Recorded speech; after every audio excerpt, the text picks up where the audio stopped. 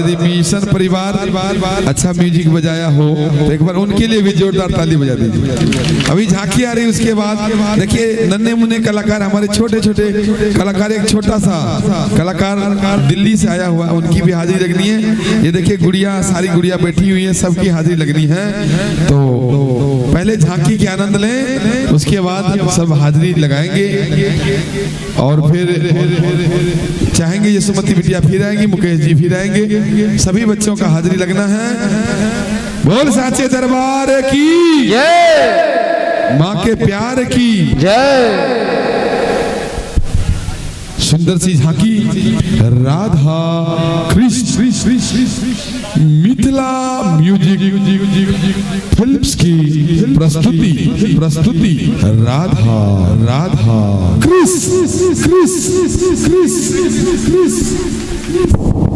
राधा कृष्ण थोड़ा सा जगह बना दीजिए नीचे, क्योंकि मंच के ऊपर में भी मंच सक्सेस नहीं होगा। हाँ नीचे थोड़ा, नीचे, हाँ नीचे थोड़ा, नीचे, हाँ नीचे थोड़ा, नीचे। क्या बात है, क्या बात है, क्या बात है। हाँ नीचे।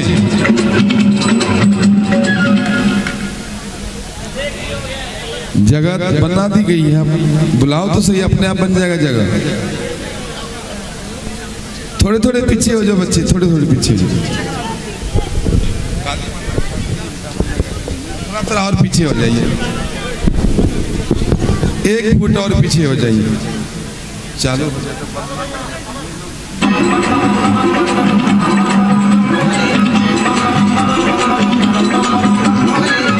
हेलो हेलो, राधा कृष्ण, जोरदार तालियों के बीच सुंदर सी झांकी राधा कृष्ण।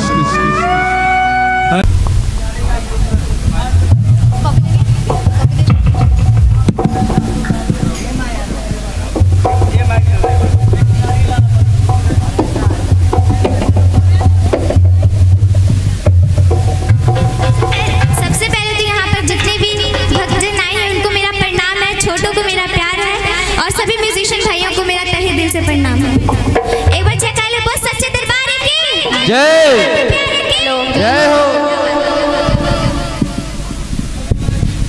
हमारी यशोमती दीदी ने बहुत ही अच्छा गाया, बहुत ही अच्छा रौनक लगाया। पहले उनके लिए एक बार जोरदार ताली बजा दीजिए। उससे पहले हमारे मुकेश भैया ने बहुत ही अच्छा गाया, उनके लिए भी एक जोरदार ताली बजा दीजिए।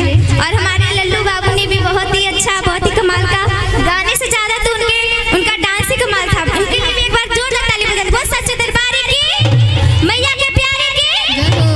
अच्छा, मैं आप लोगों से पूछना चाहूंगी कि आज की रात क्या है? क्या है? सब खुशी है? मेरी बहन बोली आवाज नहीं आई। आज की रात क्या है? आई अभी नहीं आई, जोर से बोलिए, जोर से बोलिए। बहुत सच्चे दरबार की मैया के प्यारे की। क्या बात है, अभी आई। अच्छा, जागरण की आज को किस किस को खुशी है? दोनों हाथ ऊपर करके बताइए। सभी को है ना? पीछे वालों को नहीं है, उनके हाथ नहीं उठे। नहीं है? उठे। बहुत सच्चे दरबार की मैया के प्यारे की। क्या बात है कि आज खुशी से झूम रहा दिल, ना जाने क्या बात है। आज खुशी से झूम रहा दिल, ना जाने क्या बात है। बताइए क्या बात है? आज खुशी से झूम रहा दिल, ना जाने क्या बात है। आज खुशी से झूम रहा दिल, ना जाने क्या बात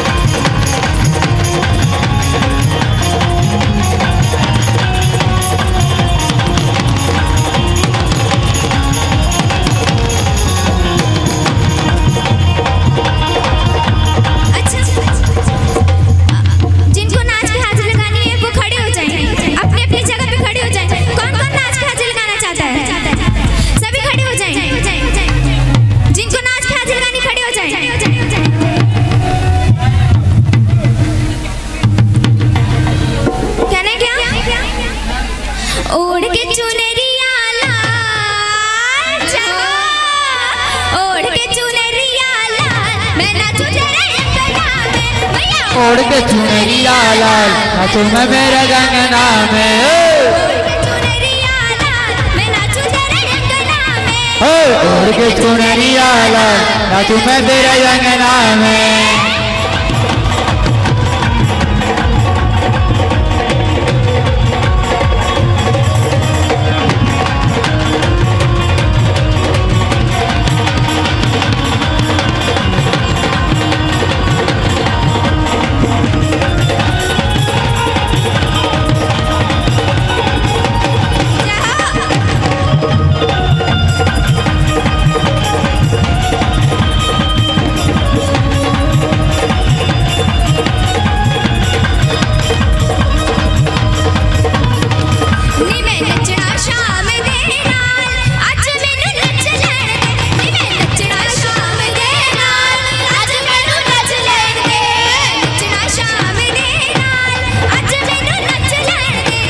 आगे के चौचन किया अंधे में नच लेंगे।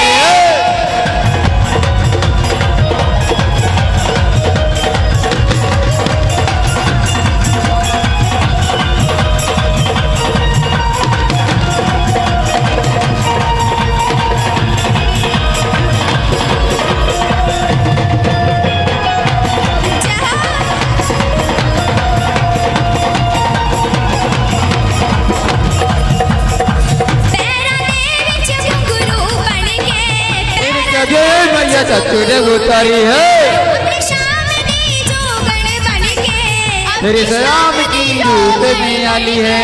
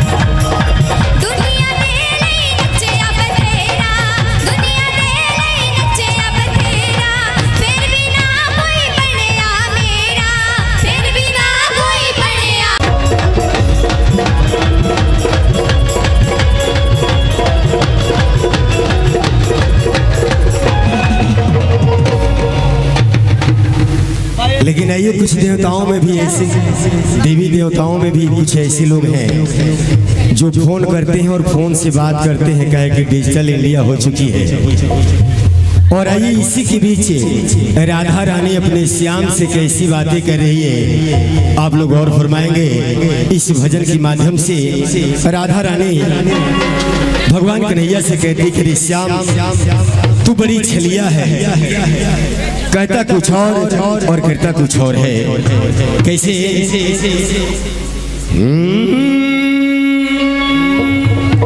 तो राधा ने मारी मिसको कि श्याम कर हिलो, और इसी में झूम करके नाच करके हाजिरी लगा लेना है भाई। कहे कि मैया का जो आशीर्वाद है ये मैया का आंगन है, और इसी आंगन से इसी माँ के आशीर्वाद से हर व्यक्ति आगे को चलता है, आगे को बढ़ता है। प्रेम से बोली जगत जननी जगदम्बा की जय हो, की जय हो। राधा ने मारी मिसको श्याम कर हेलो हेलो, राधा ने मारी मिसको श्याम कर हेलो हेलो, राधा ने मारी मिसको श्याम कर हेलो हेलो, राधा ने मारी मिसको श्याम कर हेलो हेलो।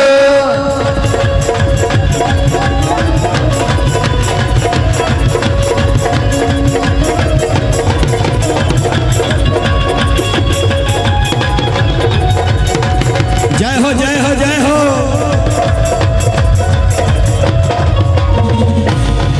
कि श्याम कर हेलो हेलो। अब बैठ जाइए।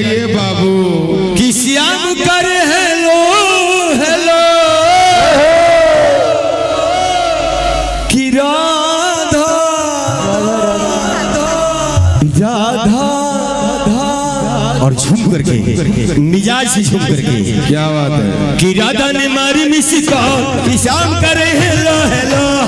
राधा ने मारी मिस कॉल कि शाम करे हेलो हेलो। राधा ने मारी मिस कॉल कि शाम करे हेलो हेलो। राधा ने मारी मिस कॉल कि शाम करे हेलो हेलो। राधा ने पूछी शाम काम क्या करते हो। काम क्या करते हो। राधा ने पूछी शाम काम क्या करते हो। राधा ने पूछी शाम काम क्या करते हो। क्या करते हो काम क्या करते हो। काम क्या करते हो। काम क्या करते हो। गैया गैया गैया गैया गैया गैया चरण मेरा काम कि शाम कर हेलो हेलो। गैया चलाना मेरे काम कि शाम करे हेलो हेलो। राधा ने मारी मिस कॉल कि शाम कर हेलो हेलो। राधा ने मारी मिस कॉल कि शाम बोले हेलो हेलो। हो बल्ले बल्ले। श्री राधे श्री राधे। जय हो जय हो। क्या बात है। क्या हो।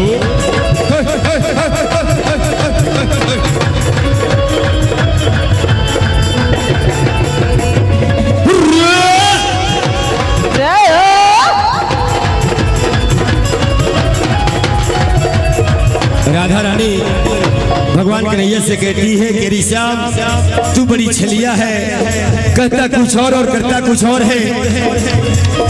राधा ने पूछी शाम काम क्या करते हो। राधा ने पूछी शाम काम क्या करते हो। राधा ने पूछी शाम काम क्या करते हो। राधा ने पूछी शाम काम क्या करते हो। क्या करते हो काम क्या करते हो। काम क्या करते हो। काम क्या करते हो। अरे दहिया नहीं हो नहीं हो नहीं हो। दहिया राधा राधा राधा। माखन चुराना मेरा हो शाम कर हेलो हेलो। आखा चुराना मेरा काम कि शाम बोले हेलो हेलो। राधा ने मारी मिस कॉल कि शाम कर हेलो हेलो। राधा ने मारी मिस कॉल कि शाम बोले हेलो हेलो। कर हेलो हेलो। शाम बोले हेलो हेलो। शाम कर हेलो हेलो। शाम कर हेलो हेलो। राधा राधा राधा राधा राधा राधा राधा राधा राधा। राधा ने मारी मिस कॉल शाम कर हेलो हेलो। राधा ने मारी मिस कॉल कि शाम बोले हेलो हेलो। राधा ने मारी मिस कॉल कि शाम कर घरे घरे श्याम सच में तू छलिया है, एक दिन हमको भी तुम छोड़कर चले जाओगे। कहे कि आ रहे हैं भोले शंकर, टेंशन ना। वही बांसुरी। लेकिन आइए लास्ट में राधा कहती है, राधा ने पूछी शाम काम क्या करते हो। राधा ने पूछी शाम काम क्या करते हो। राधा ने पूछी शाम काम क्या करते हो। बांसुरी मुरली राधा राधा मुरली राधा राधा राधा। मुरली बजाना मेरा काम कि शाम कर हेलो हेलो। मुरली बजाना मेरा काम कि शाम बोले हेलो हेलो। राधा ने मारी मिस कॉल कि शाम कर हेलो हेलो। राधा ने मारी मिस कॉल कि शाम बोले हेलो हेलो। राधा ने मारी मिस कॉल कि शाम कर हेलो हेलो। राधा ने मारी मिस कॉल कि शाम बोले हेलो हेलो। शाम कर हेलो हेलो। शाम बोले हेलो हेलो। कर हेलो हेलो। शाम बोले हेलो हेलो। राधा ने मारी मिस कॉल कि शाम कर हेलो हेलो। राधा ने मारी मिस कॉल कि शाम बोले हेलो हेलो। राधा ने मारी मिस कॉल कि शाम कर हेलो हेलो। राधा ने मारी मिस कॉल कि शाम बोले हेलो हेलो। राधा ने मारी मिस कॉल कि शाम आओ। हेलो। राधा ने मारी मिस कॉल कि शाम बोले हेलो हेलो। राधा ने मारी मिस कॉल कि शाम कर हेलो हेलो। राधा ने मारी मिस कॉल कि शाम बोले हेलो हेलो।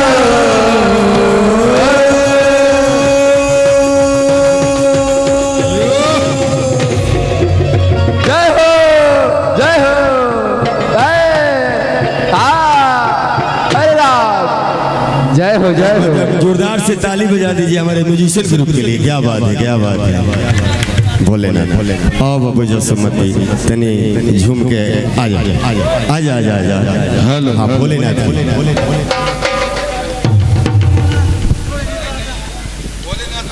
देखो देखो बेटा मेरे, मैं हाथ जोड़ के बेनती करता हूँ, सुन लो। आप सिर्फ पंजाबी सुनने वाले हो, जो जितने माताएं चले गई ना सब भोजपुरी सुनने वाली थी, इसीलिए बेटा एक भोजपुरी पचरा गाने दे, फिर भोले बाबा का सुना दो, ठीक है? बेनती है मेरे हाथ जोड़ के। सब भोजपुरी सुनने वाले थे, ये पंजाबी गाने लगे, वो बोलते नहीं मेरे को अच्छा लग रहा है, इसीलिए आप अकेले नहीं, सबका मान रखना बराबर बाबू। हाँ सबका मान बराबर है। देखो आज नौमी है, इसीलिए माता का पचरा जरूरी है। भोले बाबा आ रहे हैं, झांकी होगी, सुना देगी भोले बाबा। मुन्ना भैया साथ में आप भी खड़े रहिए।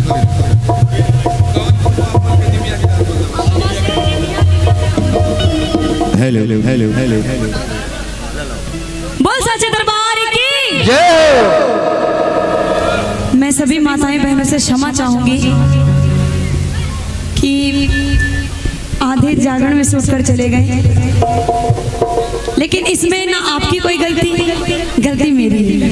8 दिन से जगा हुआ है सब। 8 दिन से माँ की सेवा में लगे लोग। 26 तारीख को नवरात्र शुरू हुआ तो मैं 22 तारीख से लगातार, और ये गले का वही हाल है। तो चलिए कोई बात नहीं, सब मैया का कृपा है। आदेश है कि पचरा जरूर होना चाहिए, तो पचरा में आपने मीठी मीठी ताली का साथ जरूर देना है। और कहना है क्या कहना है? अरे अमवाला गवला पिया हो, महुअर ला गवला, अमवाला गवला पिया हो, महुअर ला गवला, काहे ना लगवला पिया हो, काहे ना लगवला पिया हो, निमिया के गछिया काहे ना लगवला पिया हो, निमिया के गछिया काहे ना लगवला पिया हो, निमिया के गछिया काहे ना लगवला पिया हो, निमिया के गछिया अमवाला गवला पिया हो, महुअर ला गवला, अमवाला गवला पिया हो। पचरा गाने का तभी फायदा जब आप लोग शांति से बैठ जाएंगे। हाँ शांति शांति। बैठ जाइए भैया, और मेरी आपसे गुजारिश है जो खड़े हैं उनको भी बैठा दीजिए। बैठ जाइए बैठ जाइए बैठकर आप लोगों ने हाथ लगानी है ताली के साथ, और कहना है क्या? अरे अमवाला गवला पिया हो, महुअर ला, अमवाला गवला पिया हो, महुअर ला गवला, काहे ना लगवला पिया हो, काहे ना लगवला पिया हो। क्षमा कर दीजिएगा, लेकिन ताली का साथ साथ दीजिए। बैठ जाइए, 10 मिनट और बैठ जाइए। मीठी मीठी ताली बैठ जाइए बैठ जाइए। बरगद जामुनिया माई के कबहू ना बैठ जाओ भैया, बैठ जाओ, बैठ के आनंद ले लीजिए। बरगद जामुनिया माई के कबहू ना भावेले हो, माई खातिर नीक न बाड़े, पपड़ी पीपारा हो,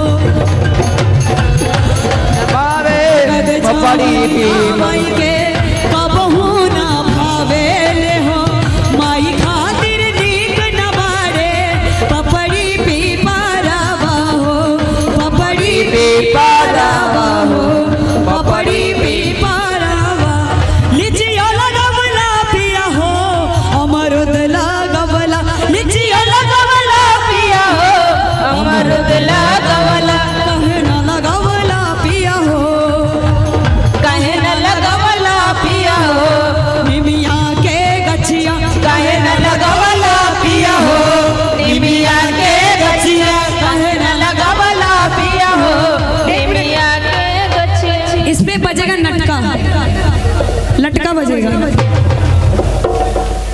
और आप लोग ताली का साथ देंगे ना तो उधर से उनकी जरूरत नहीं पड़ेगी मुझे।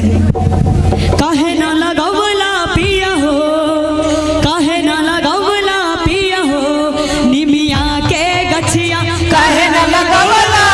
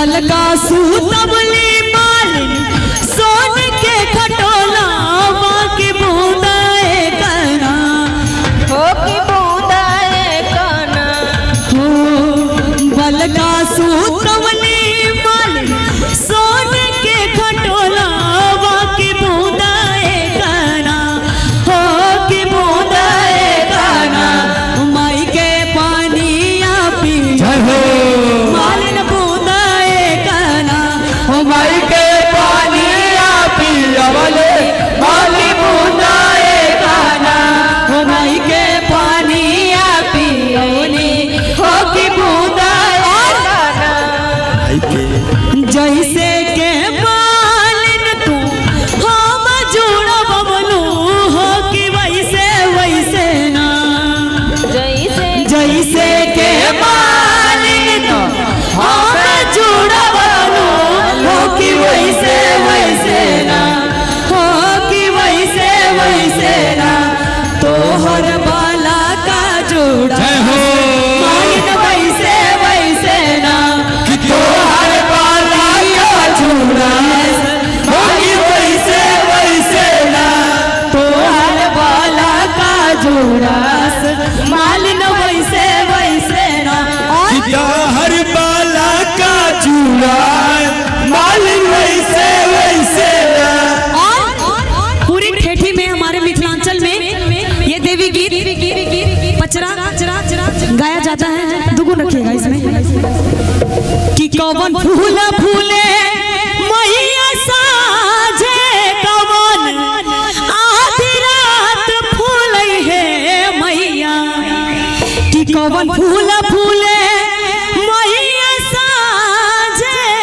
कौन आधी रात फूले है तो मैया मोरी कौन फूलवा फूले बिनु सार बा मंदिरवा सगर जय जय गो जय हो के मैया मोरी कावन फुलवा फूले दिन सारा जागो पहने जय जय बोले हो बेली फूला फूले मैया साजे चमेली आधी रात फूले है मैया बेली फूलवा फूले आधी साजे चमेली आधी रात फूले है तो मैया मोरी लावन फूलवा फूले बेनु सार बा मंदिरवा सगर जय जय गूंजे हो के मैया मोरी नामन फुलवा फूले दिन सारा बकवा राउर जय जय बोले हो कवन बहना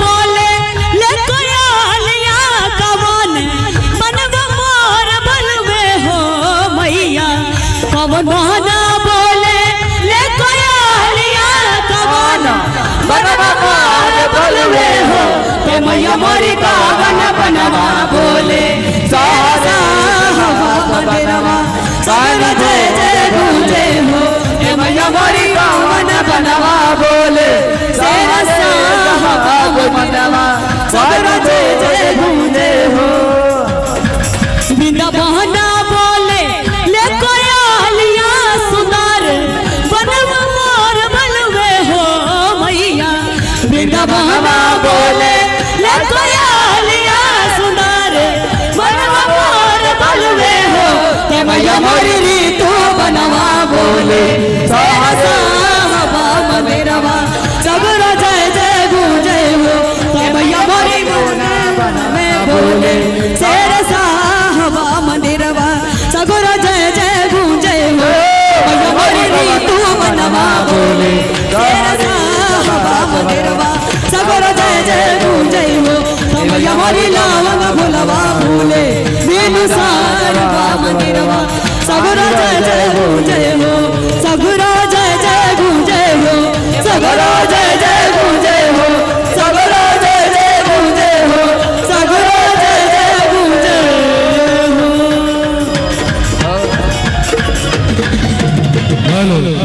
बोल सच्चे दरबार की जय मुझसे अगर बोलने में गाने में किसी भी प्रकार की अगर गलती हो गई हो तो अपनी छोटी बहन समझकर बेटी समझकर माफ कर दीजिएगा। और बहुत ही सुंदर झांकी भोले शंकर का। और आइए गाना प्ले कीजिए भैया।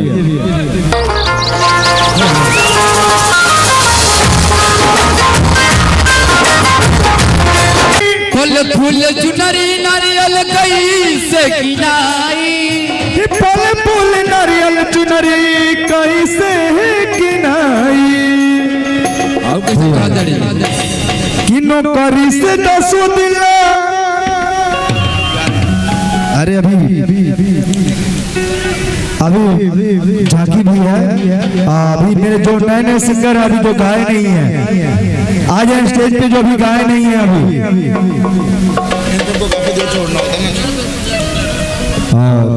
नाचने वाला सॉन्ग बोले ना, भोले की बारात। आइए भोले की बारात होगी। आइए एक बार होगी। आइए होली की बारात। मेरा कॉपी निकालना।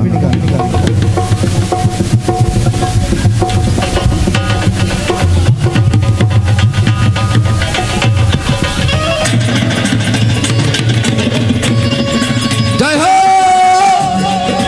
जय हो।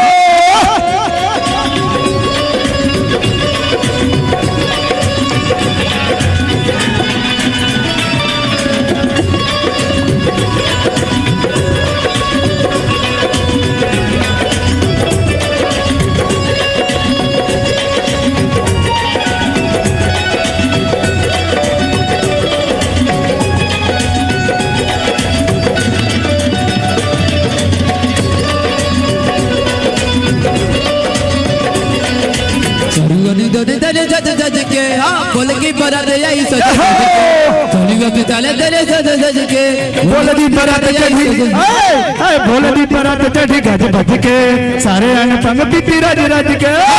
की बरात आई सज धज के, चलिया नु दज धज के। बोल दी बरात चढ़ी गज बज के, सारे अंग पंग पीती रज रज के।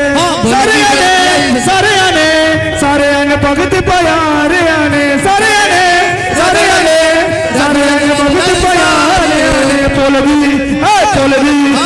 बोलवी बरात चढ़ी गज बज के, सारे अंग पंग पीती रज रज के। बोल की बरात आई सज धज के, सारे अंग पंग पीती रज रज के।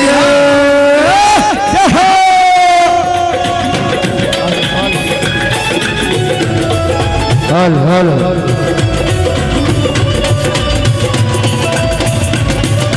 जय हो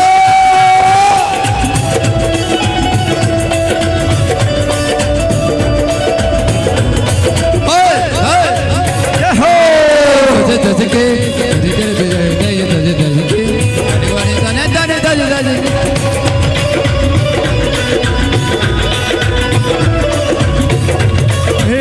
ब्रह्म विष्णु खुशी मनाते, विष्णु खुशी मनावे, ब्रह्म विष्णु खुशी मनाते, विष्णु खुशी मनावे। देवी देव जयकारे लाते, जयकारे जयकारे लाते। ब्रह्म विष्णु खुशी मनाते, देवी देव खुशी मनाते। बन के परतिया सच धज के, बन के परतिया सच धज के, सारे अंग बंद पिपी रज रज के। बोलवी सज धज के, सारे अंग बंद पिपी रज रज के। बोलवी बरात चढ़ी गज बज के, सारे अंग बंद पिपी रज रज के। जय हो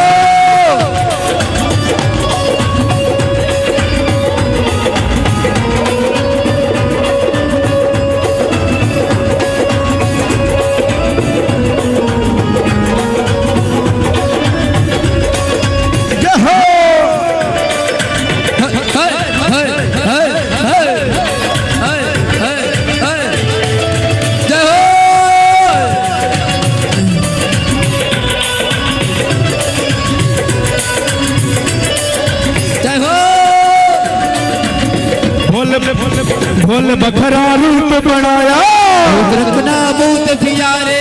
गौरी मैया नाल ब्याह रचाया, पार्वती ने प्यास नचाया। भोल बखरा रूप बनाया, गौरी मैया नाल ब्याह रचाया। देखुन के आइए सारे भज के, देखुन के आइए सारे भज के, सारे अन्न पंग पिपी रज रज के। बोलती बरात आई सज धज के, सारे अन्न पंग पिपी रज रज के, सारे सारे अन भगत प्यार आने सारे अने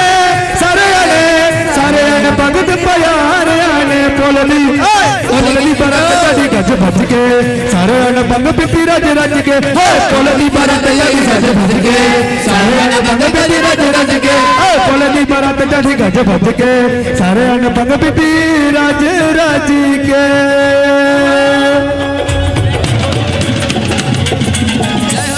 बहुत ही अच्छे सिंगर मोना जी, आइए सोनी जी, आइए।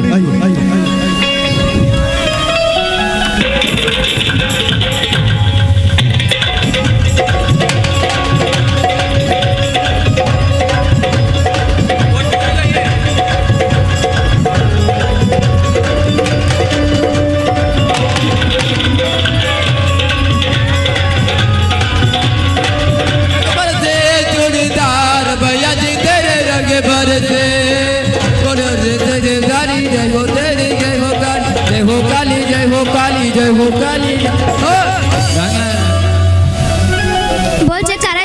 साचे दरबार की जय हो, के प्यारे की जय हो। अच्छा, आप लोगों में से भोजपुरी कौन सुनना चाहेगा? आता है सभी लोग भोजपुरी बोलने वाले हैं। चुनरिया ले ले आई है, चुनरिया ले ले आई है।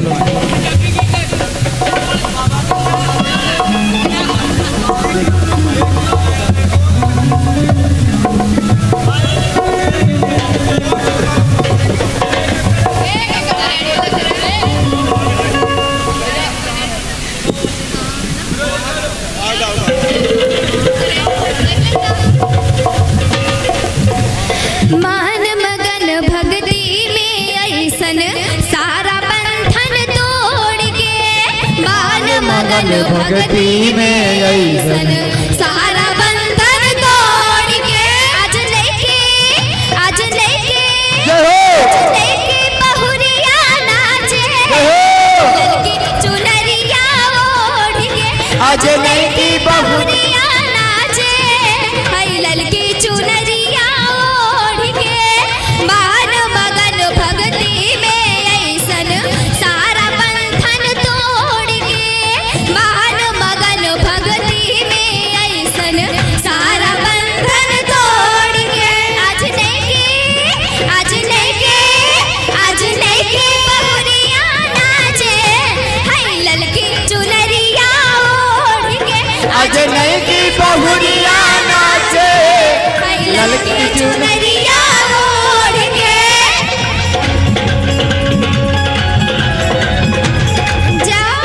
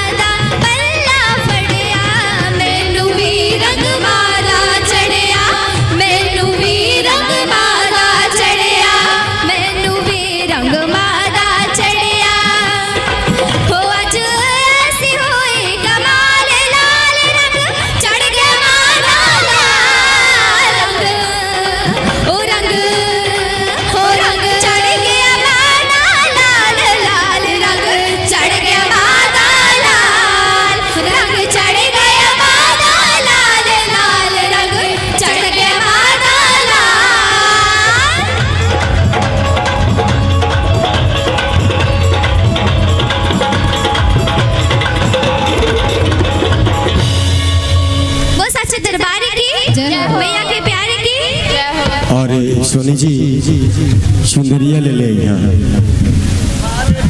चुंदरिया ले ले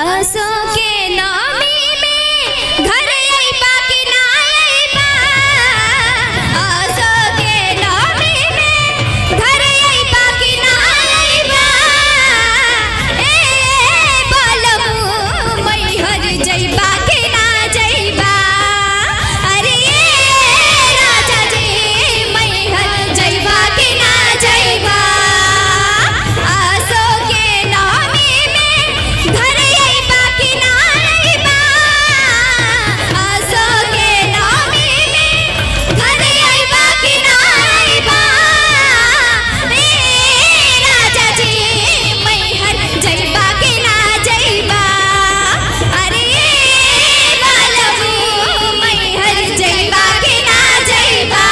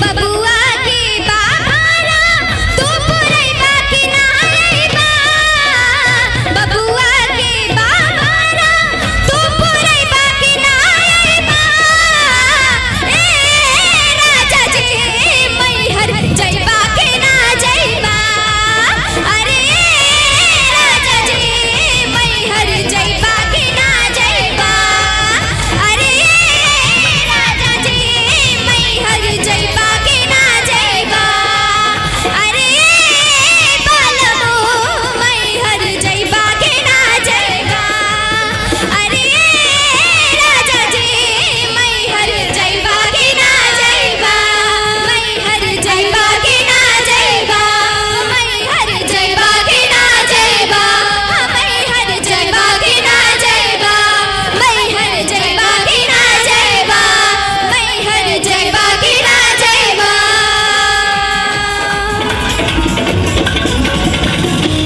वो सच्चे दरबार की माँ के प्यार की जय। और आइए मुकेश तिवारी जी, भोले बाबा बम भोले बाबा,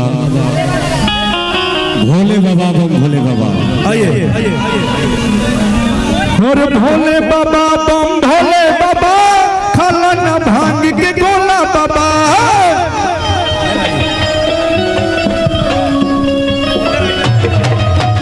भोला बाबा बम भोला बाबा, खाला न भांग के गोला बाबा, भोला बाबा बम भोला बाबा, खाला ना भांग के गोला बाबा, भोला बाबा बम भोला बाबा, खाला न भांग के गोला बाबा, भोला बाबा बम भोला बाबा, खाला ना भांग के गोला बाबा। कि काहे रुसल बड़ा मुँह खोला हो।